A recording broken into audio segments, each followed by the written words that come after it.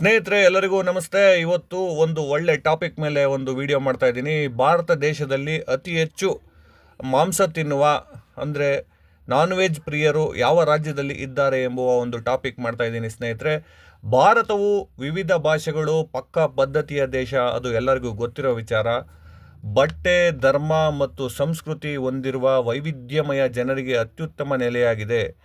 ವಿವಿಧತೆಯಲ್ಲಿ ಏಕತೆ ಕಾಣುವುದೇ ಭಾರತದ ವಿಶೇಷ ಸ್ನೇಹಿತರೆ. ಭಾರತೀಯರ ಆಹಾರ ಪದ್ಧತಿ ವಿಶ್ವದಲ್ಲೇ ವಿಶೇಷ ಗಮನ ಸೆಳೆದಿದೆ, ಅದು ಎಲ್ಲರಿಗೂ ಗೊತ್ತು.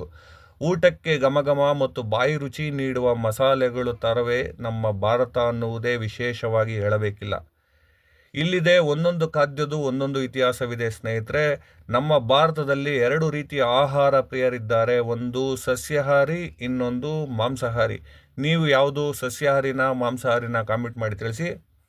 ಅಚ್ಚರಿಯ ಸಂಗತಿ ಏನೆಂದರೆ, ನಮ್ಮ ದೇಶದಲ್ಲಿ ಮಾಂಸಾಹಾರಿಗಳ ಸಂಖ್ಯೆ ಸಸ್ಯಾಹಾರಿಗಳಿಗಿಂತ ಹೆಚ್ಚಿದೆ ಎಂಬುದೇ ಇಲ್ಲಿ ಆಶ್ಚರ್ಯಕರ ಒಂದು ಸ್ನೇಹಿತರೆ. ಈ ಕುರಿತು ಇತ್ತೀಚಿನ ನಡೆಸಿದ ಅಧ್ಯಯನದ ಪ್ರಕಾರ 85%ಕ್ಕೂ ಹೆಚ್ಚು ಮಾಂಸಾಹಾರಗಳು ಇಷ್ಟಪಡುತ್ತಾರೆ.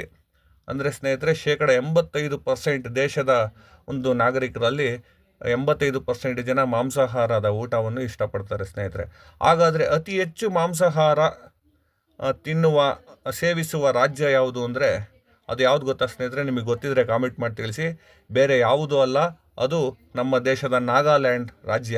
ಇಲ್ಲಿನ 99.8% ಜನರು ಮಾಂಸಾಹಾರವನ್ನು ಇಷ್ಟಪಡುತ್ತಾರೆ ಸ್ನೇಹಿತರೆ. ಈ ಪಟ್ಟಿಯಲ್ಲಿ ಪಶ್ಚಿಮ ಬಂಗಾಳ ರಾಜ್ಯ 2ನೇ ಸ್ಥಾನದಲ್ಲಿದೆ. ಇಲ್ಲಿನ 99.3% ಜನರು ಮಾಂಸಾಹಾರವನ್ನು ಸೇವಿಸಲು ಇಷ್ಟಪಡುತ್ತಾರೆ ಸ್ನೇಹಿತರೆ. ಕೇರಳ ರಾಜ್ಯ 3ನೇ ಸ್ಥಾನದಲ್ಲಿದೆ.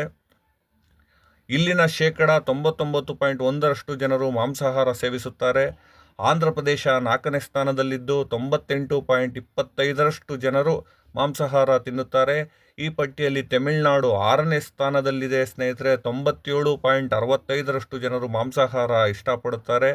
ಅದರಲ್ಲೂ ಚಿಕನ್ ಬಿರಿಯಾನಿ ಇವರ ನೆಚ್ಚಿನ ಸ್ಥಳೀಯ ಆಹಾರವಾಗಿದೆ.